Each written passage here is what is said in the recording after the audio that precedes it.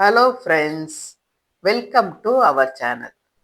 இன்னைக்கு நாம் எல்லாருக்கும் பிடிச்ச வாழைப்பழ தோசை எப்படி செய்யலான்னு பார்ப்போம்.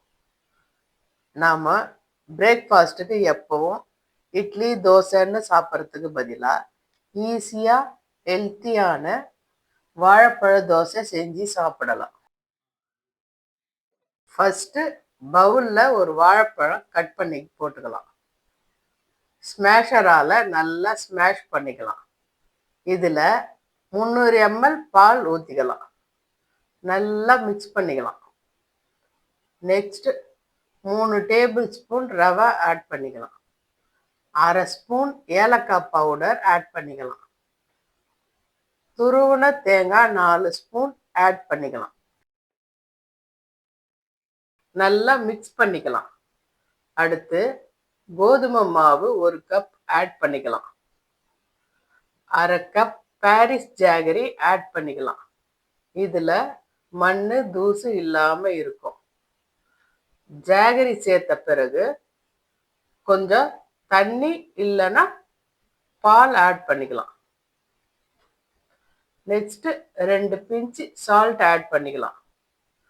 2 ஸ்பூன் அரிசி மாவு ஆட் பண்ணிக்கலாம். தேவையான அளவு தண்ணீர் சேர்த்து நல்லா கலந்துக்கலாம். மாவு இந்த பதம் வந்ததும் 10 நிமிஷம் தட்டு போட்டு மூடி வச்சுக்கலாம். 10 நிமிஷம் கழித்து ஆப்ப சோடா 2 பிஞ்சு ஆட் பண்ணிக்கலாம். ஸ்டவ்வில் தவா வச்சு ஹீட் பண்ணிக்கலாம். ஹீட் ஆனதும் தேவையான சைஸில் மாவு ஊற்றிக்கலாம். தேங்காய் எண்ணெய் கொஞ்சம், நெய் கொஞ்சம் மிக்ஸ் பண்ணி எடுத்துக்கலாம். தோசையில் ஊற்றி சுட்டோம்னா நல்லா டேஸ்டாக இருக்கும். மூடி போட்டு 1 நிமிஷம் வேக வச்சுக்கலாம். 2 சைட் திருப்பி போட்டு எடுத்துக்கலாம். நாம் தோசையில் நட்ஸ் தூவியும் சுடலாம். இல்லைன்னா நட்ஸை மாவில் கலந்தும் சுடலாம். குழந்தைங்க விரும்பி சாப்பிடுவாங்க. அருமையான வாழைப்பழ தோசை ரெடி. செய்து சாப்பிட்டு என்ஜாய் பண்ணுங்க ஃப்ரெண்ட்ஸ். ப்ளீஸ் மறக்காம குக் வித் அபிஸ் மாம் சேனலுக்கு லைக் பண்ணுங்க, ஷேர் பண்ணுங்க, சப்ஸ்கிரைப் பண்ணுங்க.